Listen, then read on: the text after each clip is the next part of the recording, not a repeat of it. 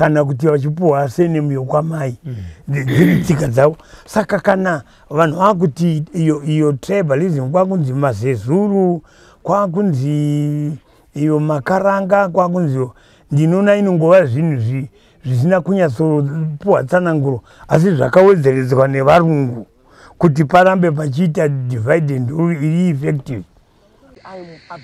What some of us are fighting for is to see that this oppressive system is crushed.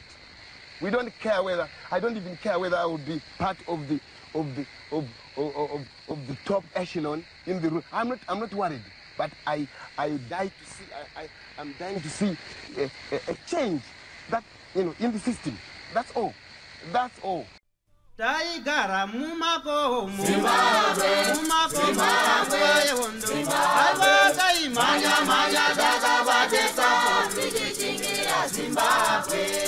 Taigara mumako Zimbabwe yondo abata imanya dazabadesa ndichingira Zimbabwe.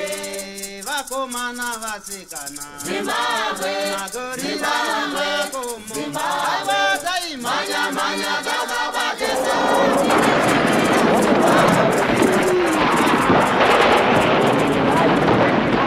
Asi hapano pakafomwa Frolisi coincidentally pari kunzi zezuri intellectuals mazambians ari kudaro aya probably community yakanga iri kumumbwa yakanga yakawandawo vanonzi so called makaranga saka ndonga ndiwo mokari yavakanga vakuita. Asi kuFrolisi kwakanga kuine vakomana vakanga vari trend vakanga vatobva kuzipura vamwe vachibva kuzanla.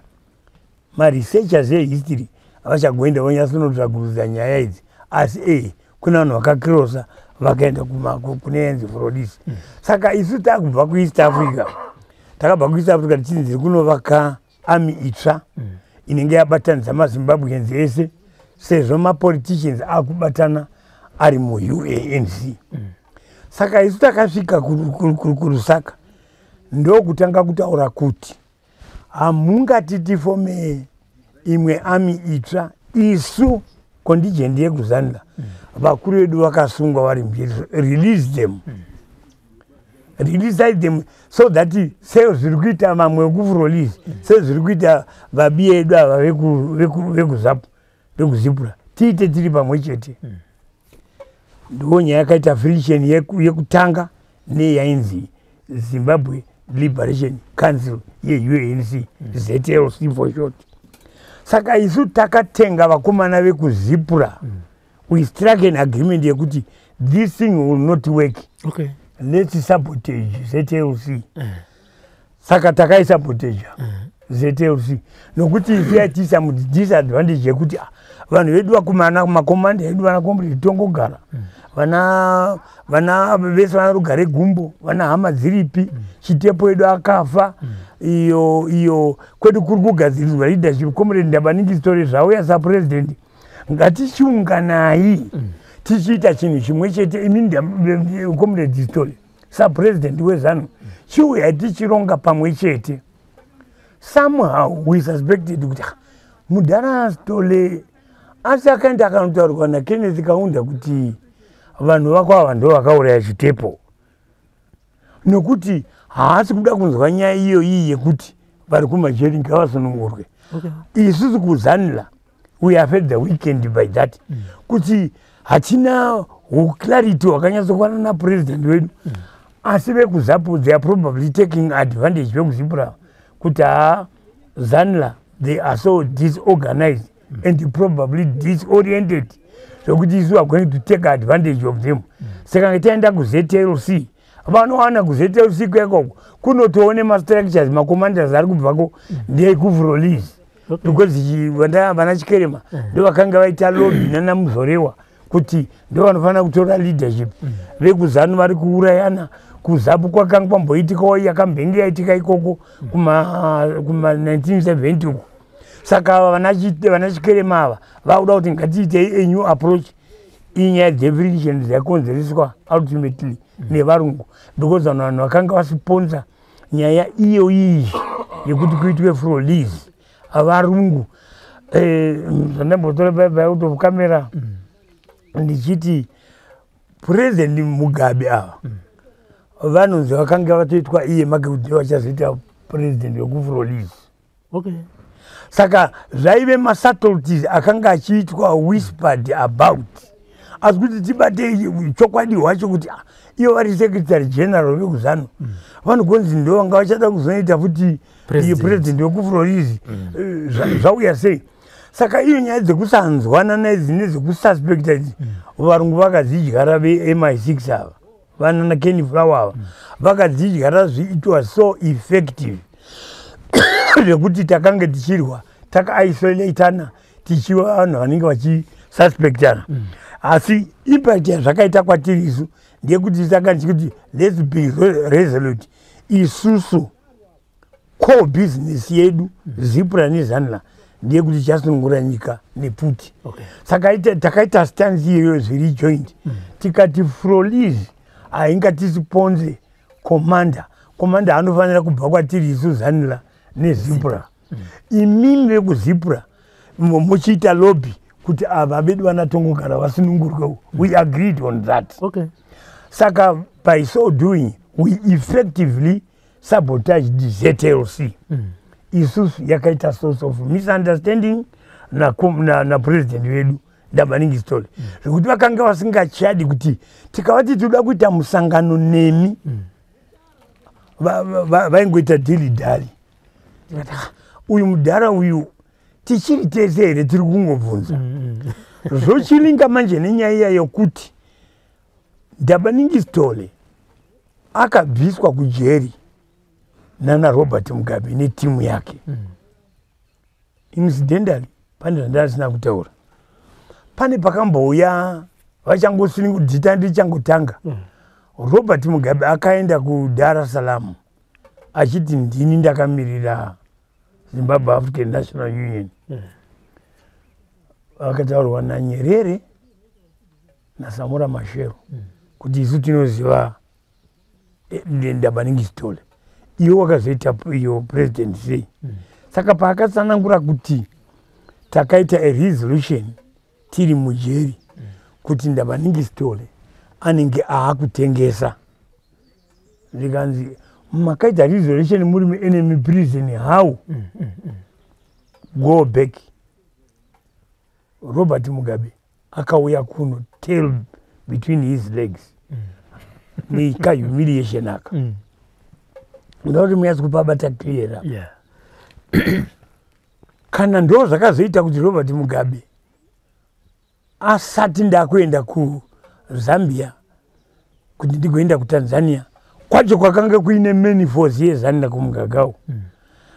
Azoti rega ndiende ku Mozambique kwakanga kusina army kwakanga kuine ma refugees akanga akawanda for whatever reason. Ndoda kuti ma historians vakozoita research apa kuti ngavatsagurudze because vaMugabe vange vane British passport. Sekukwira kwakamboita ndege kubva paHarare airport Salisbury airport kuenda ku Jan Smuts Lusaka to Dar.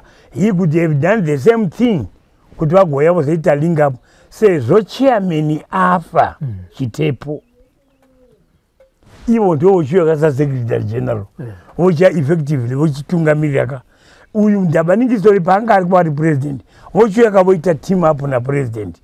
Asi mafriction ayakanga aunzwa nevarungu apaya they took their toll. Mafrictions akaintroduced on us kuzanu zvekuti Ndabanigi story kwake secretary general kwake.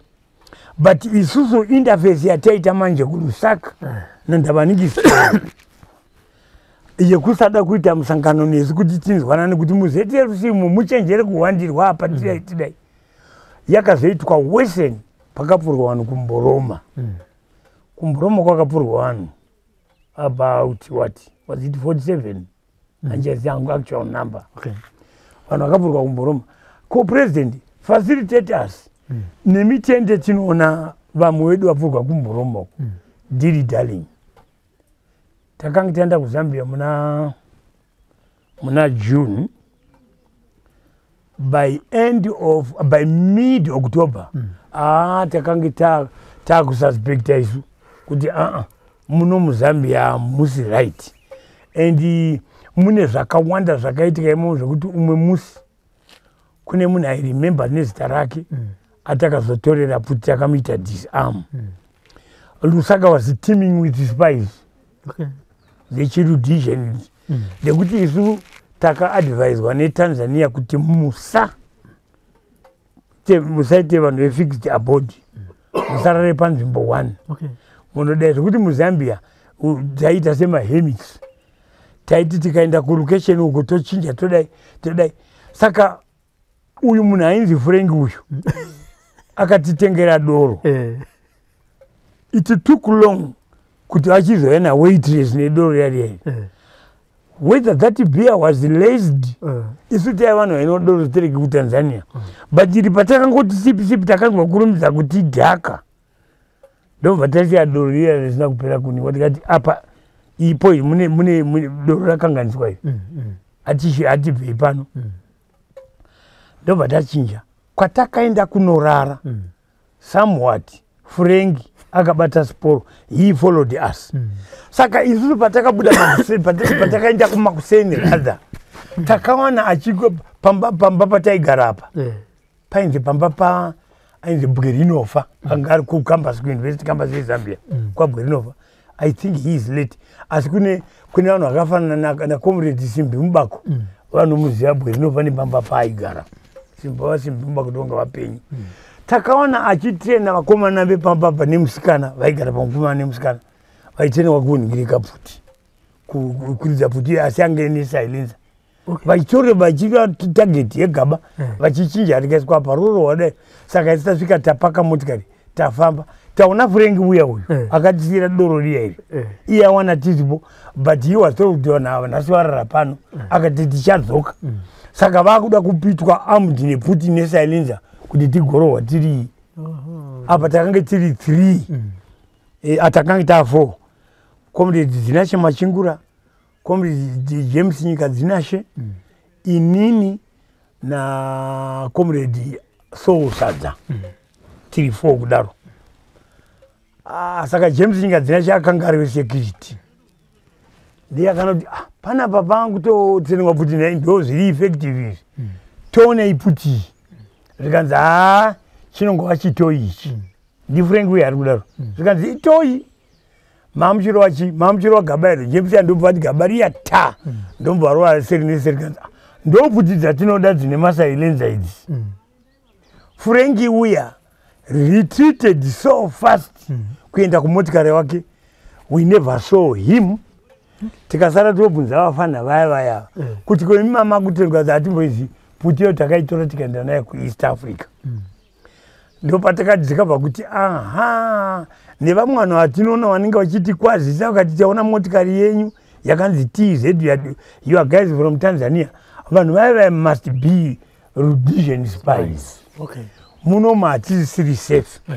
mazuva aya ndavapfurwa vanhu kumboroma izi tiri kuti vanhu vapfura ava iZambia vandabaningisole patakati hande itinoona musi watakapedzera kuonana navo ndopavakati unfortunately I am already booked ndatotenga ticket ndikuenda kunoona mwana wangu hande ane some kind of a terrible flu kuAmerica isu muna kuda kuenda kuAmerica ya macomrades avo because no I've been there ndatonovaona as your commander in chief it was not necessary kuti ndiende nemi we later checked out kuti yes visiting he did vanhu vakanga vaiswa kumochari kuZambia but anzi akangoenda kuenda kunoita cheki netsoka dzavo kuti itsoka here dzemaguerrillas what way hit that meant handinambozviziva kuti zvairevei ndabaningisitole akutiti bye bye I'm going to catch my flight akatiti bye bye reactionaries is there we are uyu mudhara paari kutiti bye bye uyu tikarara muno muRusaka nhasi tinosungwa nhasi tiri kutobatwa incidentally CDF chief of the defense forces weZambia ari kwetu anonzi Mlopa ipapo akanga ari major ari mukuru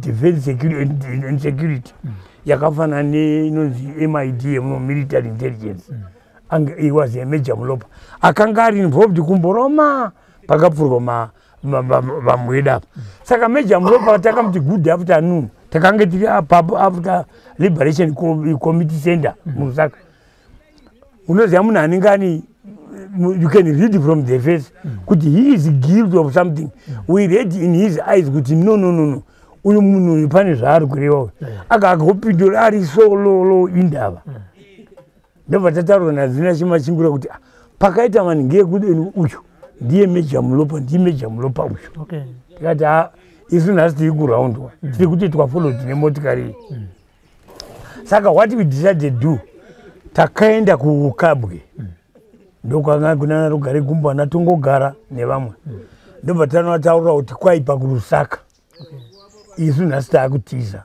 taakuenda nekuti tirikuona kuti isu tingatosungwa tikazoya tikakujoinai ndobva tataurirwa naRugare Gumbo natongogara kuti alright maproblems amaita napresident avanenge story taanzwa imimi chiendai munoti munhu amunotaura naye is the secretary general ari kuMozambique ndoda kuti pana pamunyasoita noti coincidence yehistory Mugabe vakanga vabvisa Ndabaningi Stole vari kujeri kuti hatichamuda necontingent yakanga ainayo Sitole aitwa isolate nevamwe vake uko Sitole atadza kunzwa nani sinoda kuti ava savasungwa ava iye auya akaitwa convince probably nakaunda kuti ava ndo vakauraya Chitepo Chitepo by the way marutsi ake ari anonzi Manyika kuManikaland asi vamwe anontaura kuti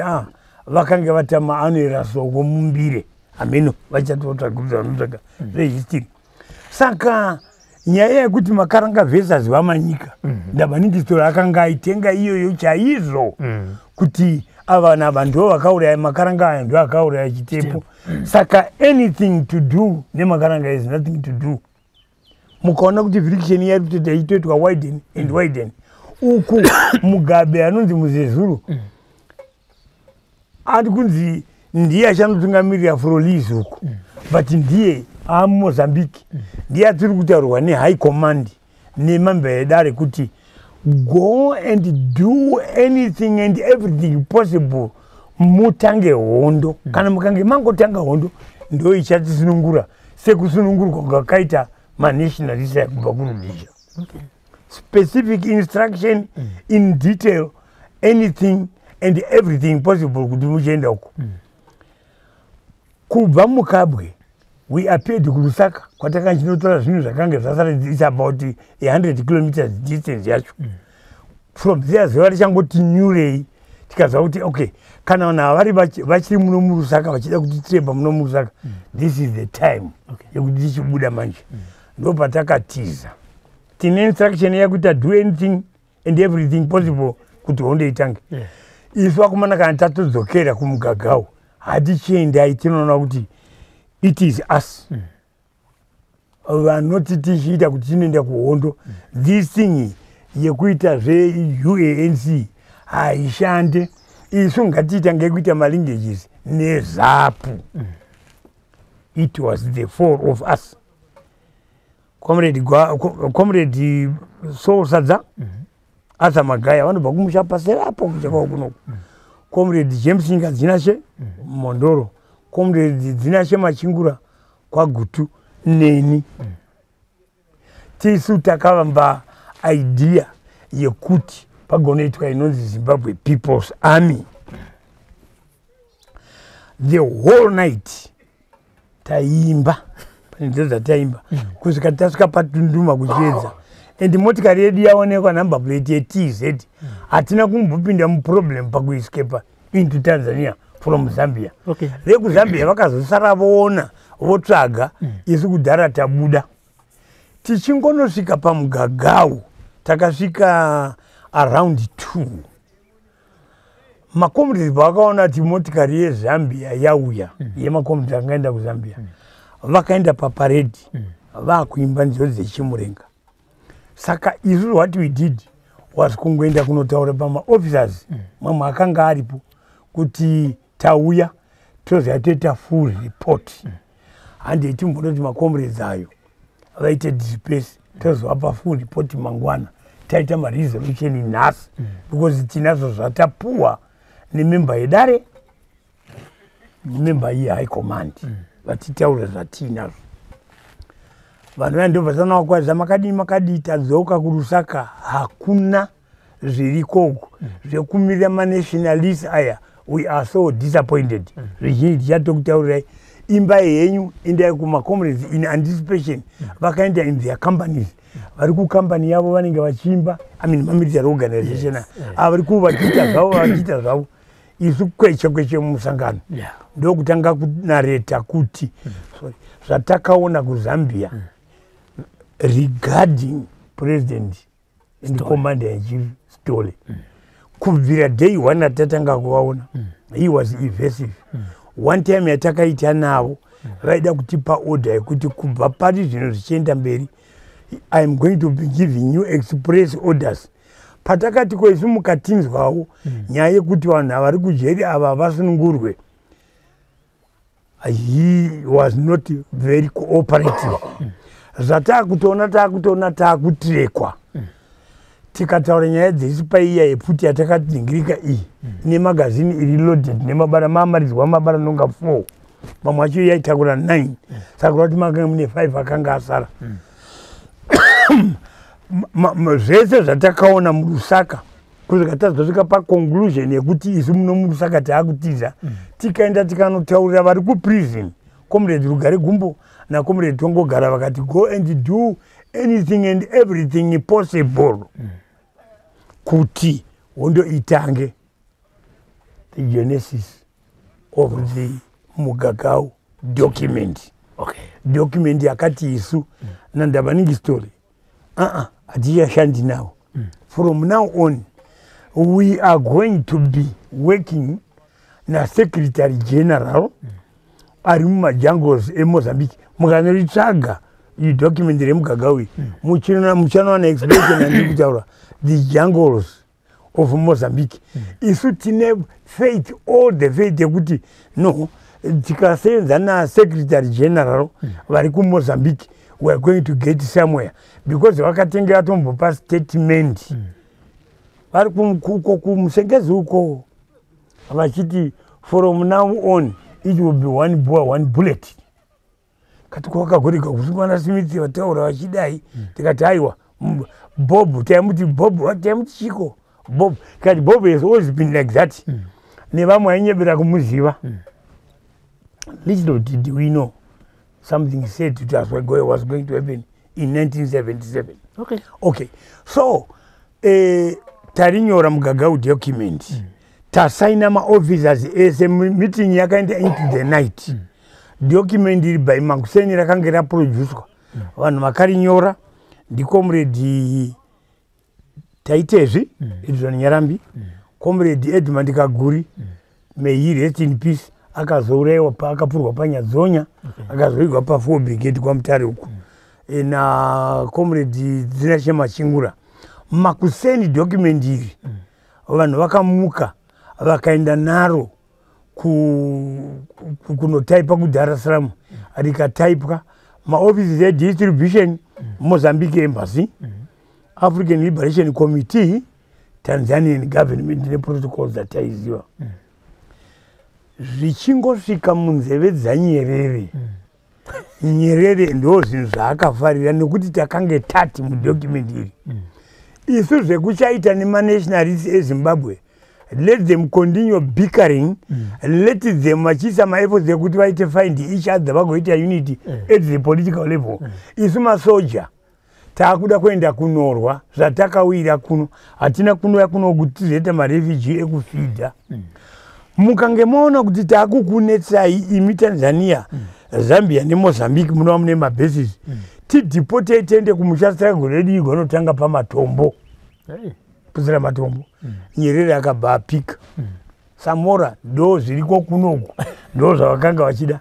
and Samora semunhu akanga ari musoja Samora akadispatch kavauye kuno kwakadispatch kwaComrade Rex Nongo naComrade Sosaza kuenda kunoita mapreliminaries.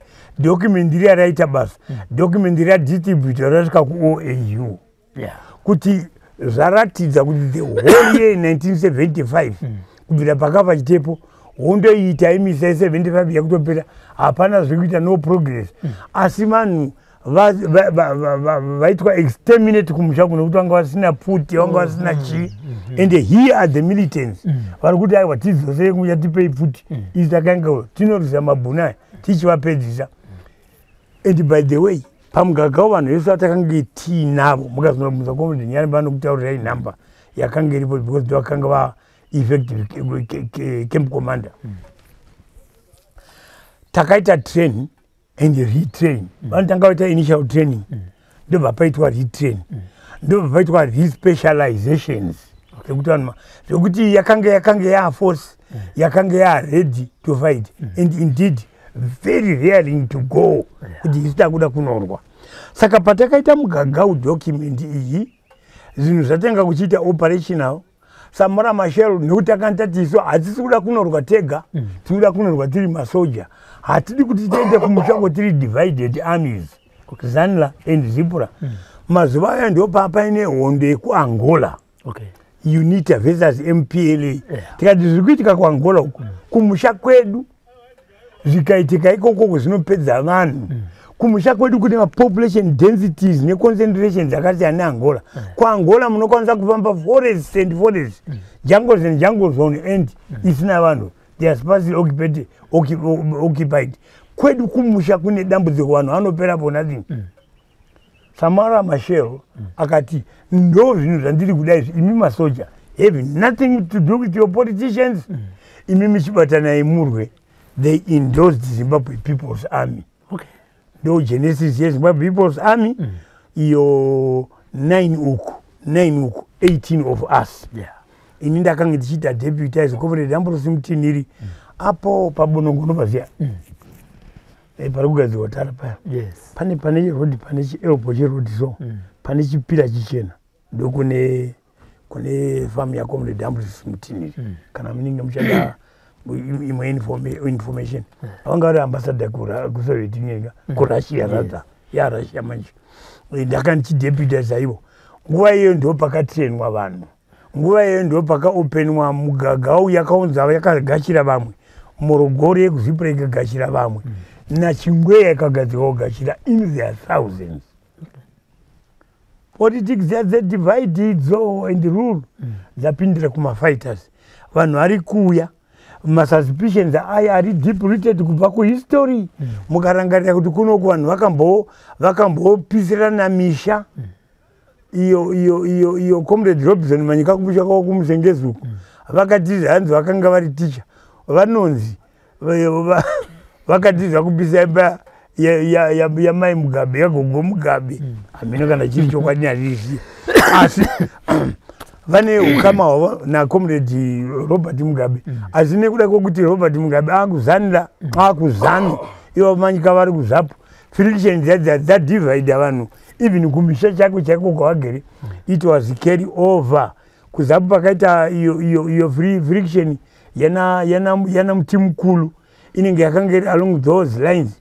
Mukanzwa vamwe vanotaura vekuzipura renga vachitotaura kuti takaitwa divided zvokunyanya naComrade Jackson Moyo ameno whatever it was.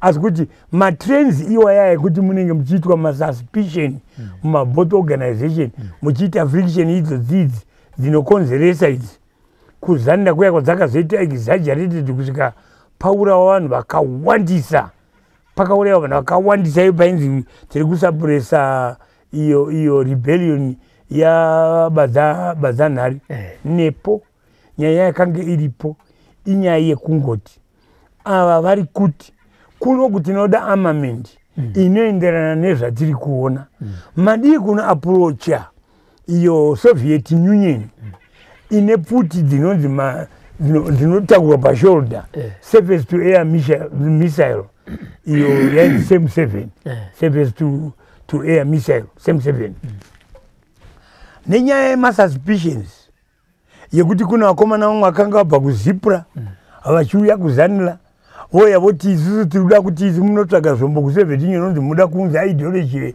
yeSoviet Union kunoku. Avawo somehow vanatongogara voti they are feeling challenged. Voti panapa muri kuti challenge zvaenda kuethnicity kwaikwaya kuzvanzi vamanyika ndimi muri kutipandukira zvaitaura namarimo kunzi vakadaidzwa kumusangano Chitepo vakadaidzwa kumusangano kuchifombo akanzi iwo nemhosva why did you give support kune vanhu vakaya why did you give them hearing iyo vana Mataure ndo vanga vachiorganiza izvi vana Mataure vakanourayirwa kuchifombo. Zimbabwe inofanira kuti itsvagurudze madhaki periods iwayaya vanava vachenurwe vavigwe madecent burials hazvina kunaka. Rumor has it kune munhu ari kunotoni uko komende ari kunotoni anoti pamusoro pegrave mass grave yepachifombo paitambirwa volleyball kuti kana mazambians auya kuma investigations anoona vanhu achitamba volleyball pasingazivi kuti pasi pane vanhu vakavigwa ipapo. It is my earnest wish inini Sapaka kuti iyo zvinhu izvi ngazviitwe investigate zvigadzurudzwe vanava vazikanwe vanava vaitwe rehabilitate.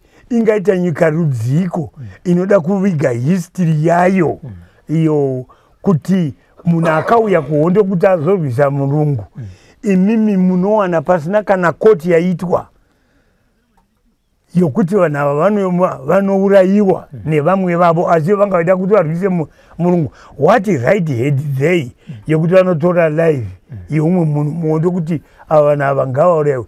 Muchadiscover kuti nyaya yemahit squads yakazoti one day after 1977 pakasungwa macomrades eZipa. Okay, ndiri kutaura inini kuti mugagau document set as rolling vana Samora Machel naNyerere vaita endorse nyaya yekuti ngakuitwe iyo Zipa. Saka vanhu vanga vakatrepwa vari kuMboroma kwanga kuina senior commander Webster Gwauya anogara kuGlenora kumufanira kuzomuona uyo Webster Gwauya vakachitakurwa nendege manje because the facilitator the first release of trapped people, if you like, imprisoned people kuMboroma. Contingent yacho yese yasunungurwa avakazosunungurwa neintensity yewo kupera kwa 76 takuenda kuGeneva high command nedare. Okay, tabvumirana nevakomana vekuzipra kuti takuita Zipa Zimbabwe People's Army. Ndo patakadizaina strategy yekusunungura Zimbabwe yekuita anonzi maoperation of France. Tete province, Manica province, Gaza province from the east. From the north, ZZ, iye kuurungwe Karoi, kusvika kuVic Falls. Then BBZ, Botswana, Zimbabwe, from Botswana. Design yatakaita ichiri Zipa, ndo ma-operational zones. Aizodeploy ma-commanders from. In other words, we designed that strategy yakazoita kuti regime yana Smith iite fall. Ma-politicians akazouya pamusoro kuchikachikira manje with a full disrespect yekuti vanhu ava vatanga strategy voitwa sei. Here is where it all went wrong. Kusvika patari nhasi vaMugabe navatekeri vari kuKilimani isu tiri kuasimagira kuti vauye vazoona kuti isu takuita chinhu chinonzi Zipa neveZipura. Tiri kuteerera mashoko aya kuti do everything possible atapuwa nedare nehigh command. Ndo zvatakuita izvi. Little did we know kuti kune suspicion dzakaipisisa kumapolitician. Zvakatotanga ipapo kusanzwanana. Ndo patakabvunzwa, mukanobvunza Comrade Gwauya, mukanobvunza Dr. Madambo Comrade Pfefferere, takabvunzwa kuti titaurire kuti unobva kupi kumusha.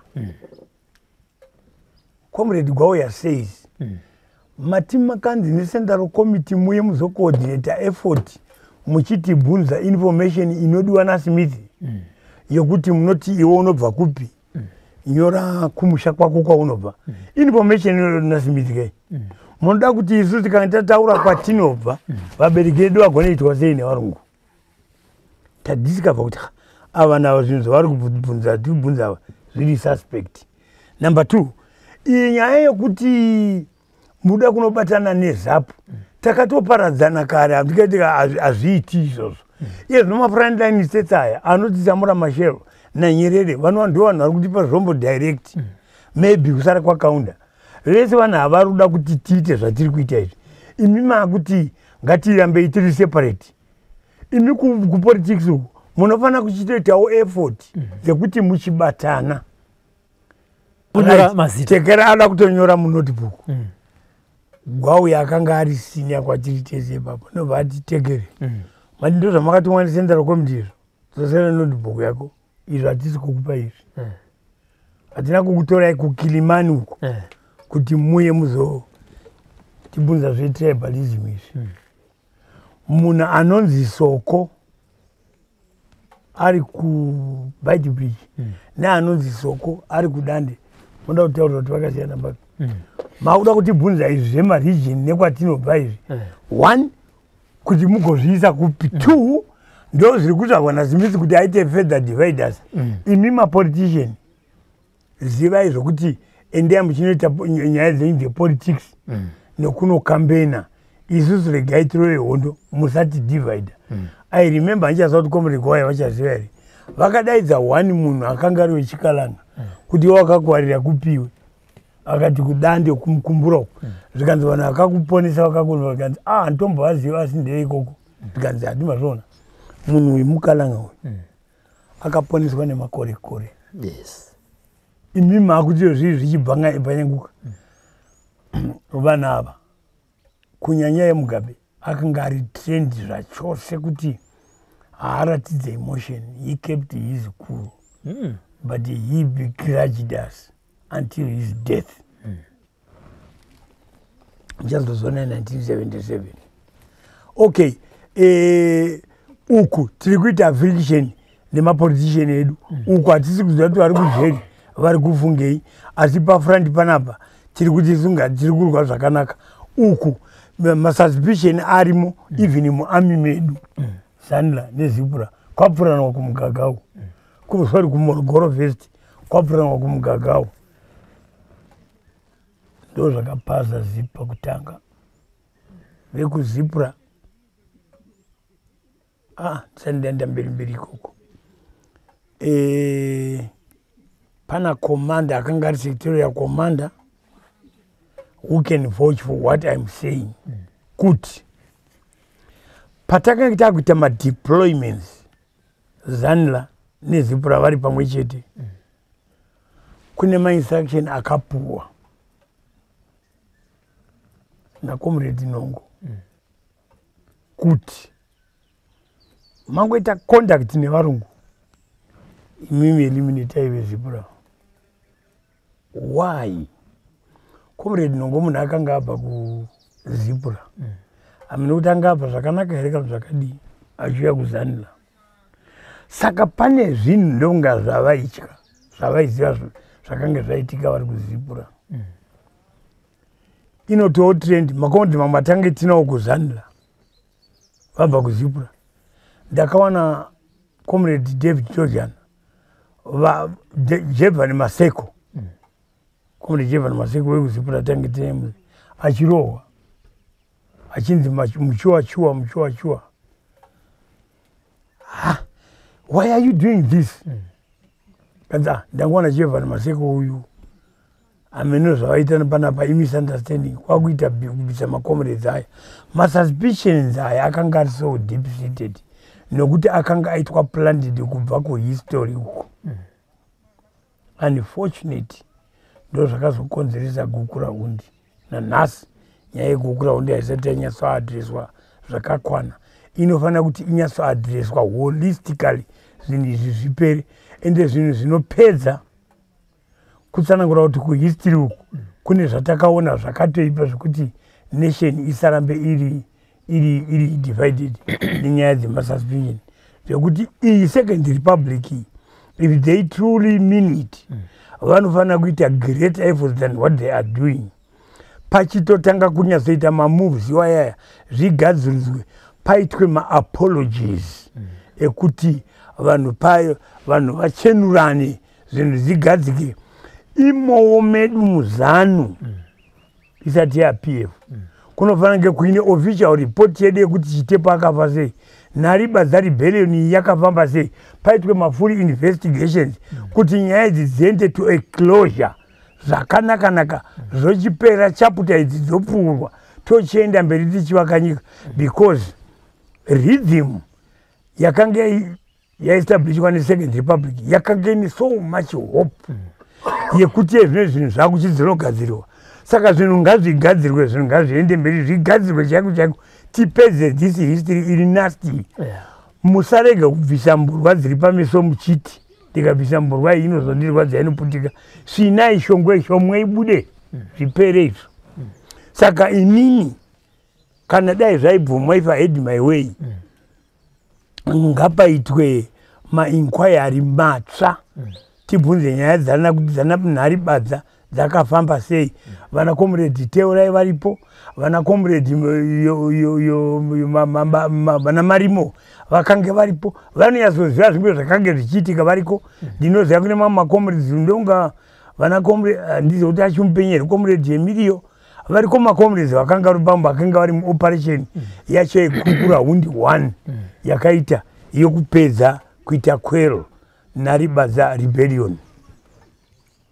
In our eyes, Comrade Rex Nongo, Tina Comrade Gbauya, na Comrade Rex, na Comrade James Ngazinachi. Comrade Rex Nongo akataura kuti vakaita mistake ndeye kuchivombo. Iswedu atakaita kuchimbi hakuna kumbowanikwa evidence. Nokuti takagona kuita cover up. Admission to us. Zvekuti inina James tanga takagara muri CTM motikari Volvo dzatange tiinadzo. Munobvunza story iyi kuna Comrade Gbauya. Comrade Gbauya ndiye akanga achidrive. Rex Nongo paakataura zvitadzwa news paBBC motikari. Takamisa motikari nekuti we fuming. Gbauya ndomba amisa akati ende munoita weti. Nekuti akati saka these things happened isu tichiti kunyeba. Zvakatoitika zvinhu izvi.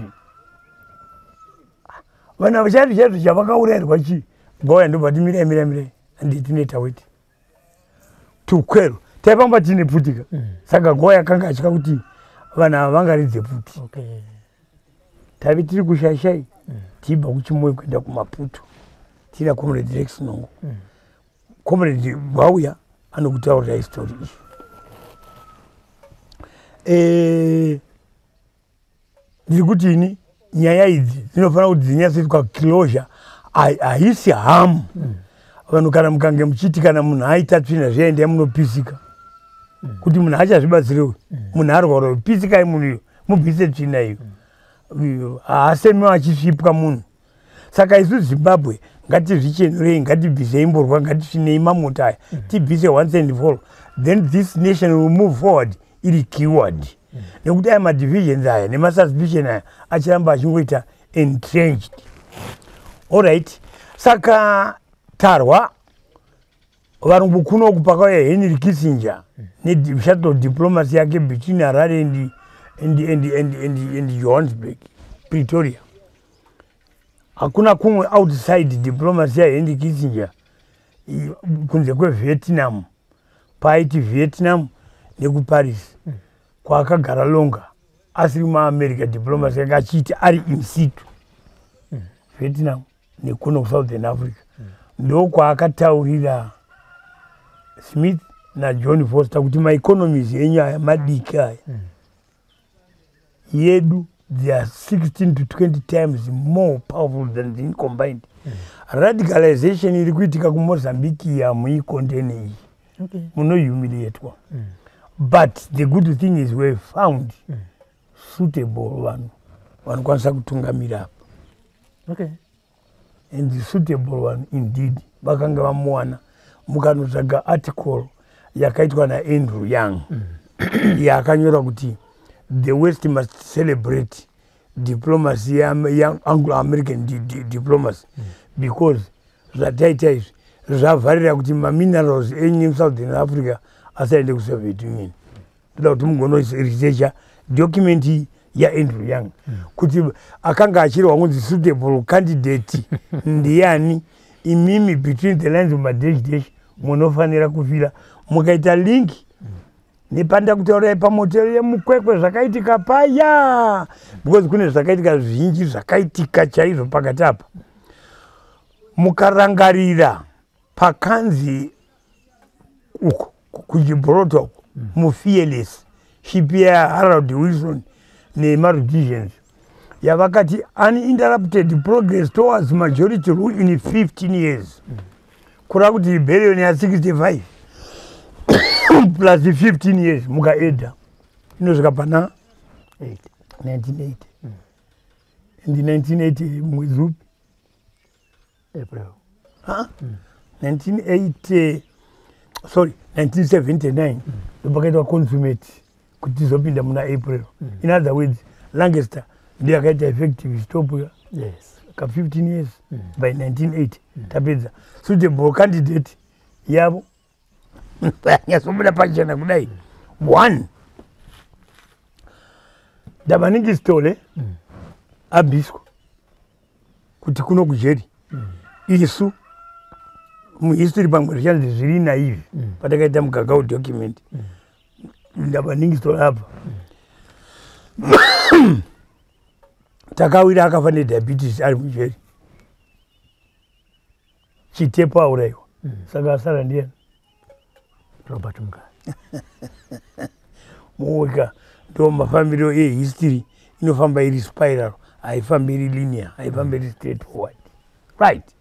Saka diplomacy yaHenry Kissinger neintelligence dzese dzemaBritish dzanga dzichiita focus on one munhu ende one munhu akaramba kuti ngatiende kumuchatiri patriotic funa kuti ngatiite tiri tega, history ichataura kuti zvii zvakaitika ipapo ende kubva ipapo patriotic front yatakanga tati mapoliticians batanai muchiitawo one front apa tidi yabvanyanguka.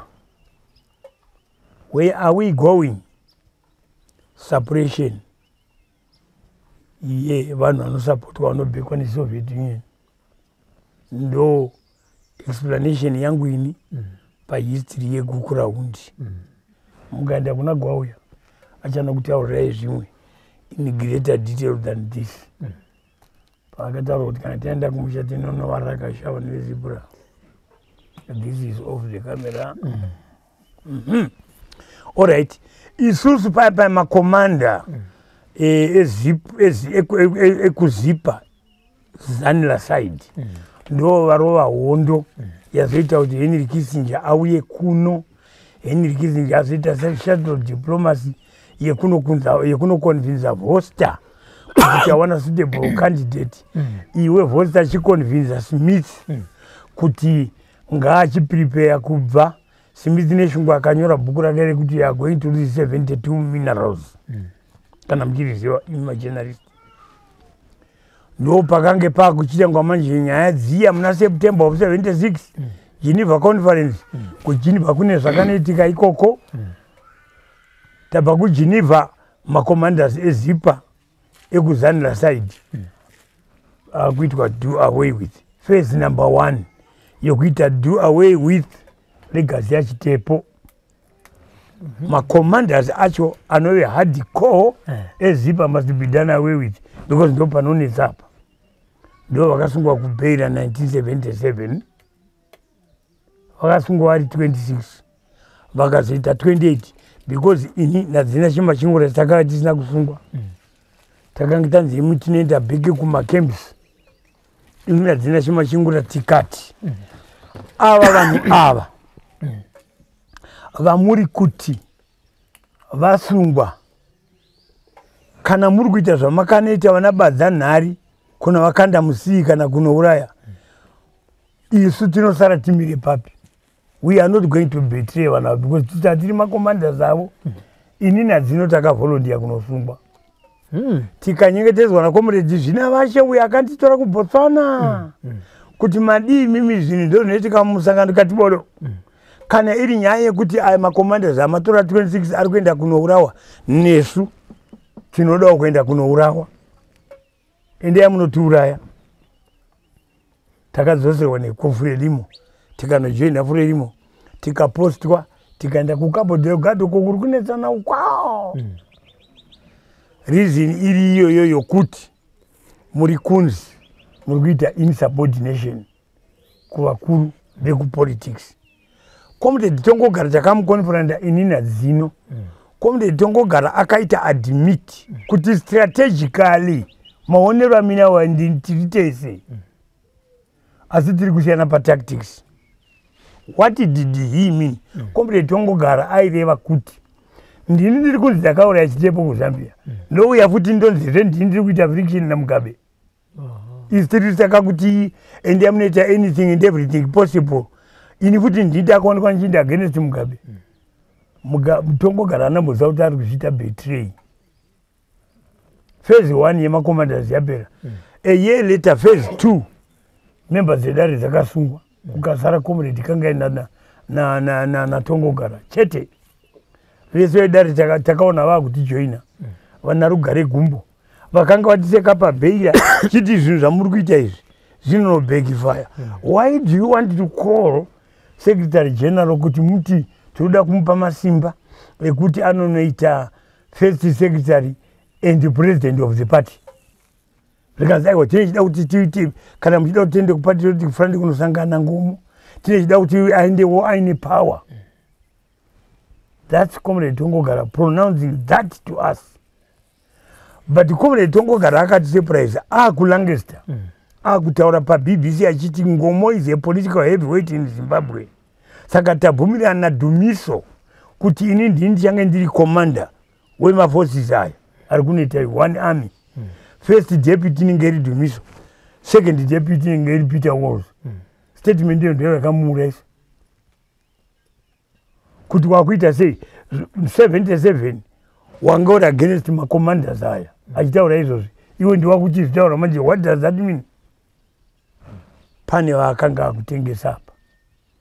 That's what led to his death. Mafungira ngwai my historians ndo vachasara vosecha isu tazoenda kuya pakange pakutaurwa kuLancaster nyaya yekunzi kune mapolitical detainee. Isu takasimagira tsamba zvashuwa zvakataura naMarimo takasangana nevanhu vakaita mavolunteer ekutipa tsamba kuti iende nespeed kuLancaster takatoinyora. I tell you here and now inini ndaigona kunyora writing diki ndindakaita pen that document isati yataipwa kana yakazonotaipwa yakanotaipwa mberiyo asi takagara pasi ini ndo mandanyora tsamba iyo under instruction yavamwana comrades zino na comrade Rugare Gumbo takaita pen that vezvirungu taive navo vakanga vazere ikokoko zvirungu zvakange zvirimo document ikamhanyiswa mukazonoitsvaga kuna comrade kuna Dr. Madambo comrade Tendai Pepere anokutaurira kuti ndiani. Document yedu pakanga pakuoneka nyaya yekubudisa mapolitical detainee muzoriona Smith kubudisa mapolitical detainee. Carrington akati Mugabe une vako madetainee vari kuBalama kuCabo Delgado ubuditsewo ndo zvakati kuti isu titakurwe nendege yeRoyal Air Force kubva paBeira kuuya muno muHarare. Kuzouya muno muHarare takanzi hafi kujoina political party dzamaida. Vamwe ndo patakazochiza kuenda kuzvikoro. Zinasha akaenda kuGermany kwakanoita degree rake masters biotechnology. Ini ndikaenda kuGwebi ndikaenda diploma reagriculture. I am a complete agronomist. Ndikasenza kufertilizer company Zimbabwe Fertilizer Company. Ndambosenza government department health research and specialty services. And here we are. My problem is Zimbabwe ku politics anobvira munyaya iyo yandataura paya pandichiti second republic nekutaura kwavanoita dai vachiimplementa more efforts dzekuti zvinhu zvichenurwe zvese izvi so that semunhu ari kutarisa parevhi iumira unoona kuti pandarika apo panga pakashata unoramba uchirivhiya parevhi iumira kuti hakuna here imwe motikari ngayo ikazondidistroya asi more effort inenge yakatarisa kufuture as we go into the future. Izvi zvatapfuura mablack spots ehistory yedu yekwaka nyika yedu aya ngaachienda anochenderwa tipedze tichienda mberi kumberiko ndo kuchazonyatsochivhurika manje kana tikange tanzwana namazimbabwenzi tasvika paplatform yekunyatsoti ngazvitaurwe zvese tipfuure apa tiende kunoita zvitsva. Ndikagumira pano zvakaipa. There you heard kana muchada kubvunza mubvunzo. There you heard it from Bernard the boy, Parker Chipoera, the military man. We came, he talked, we listened. Join us again on another informative program so that the legacy will not die. Parker Chipoera one day is going to die, but his words will live longer and longer. From Ziyambe Wedza, and on behalf of our producer, Frank Wesere, my name is Robert Tafumane. It's bye for now. What some of us are fighting for is to see that this oppressive system is crushed. We don't care whether, I don't even care whether I would be part of the top echelon in the room. I'm not worried. But I'm dying to see a change that, you know, in the system. That's all. That's all. Taigara mumako Zimbabwe manya takabatesa tichingira Zimbabwe taigara mumako Zimbabwe manya takabatesa tichingira Zimbabwe vakomana vasikana Zimbabwe magori Zimbabwe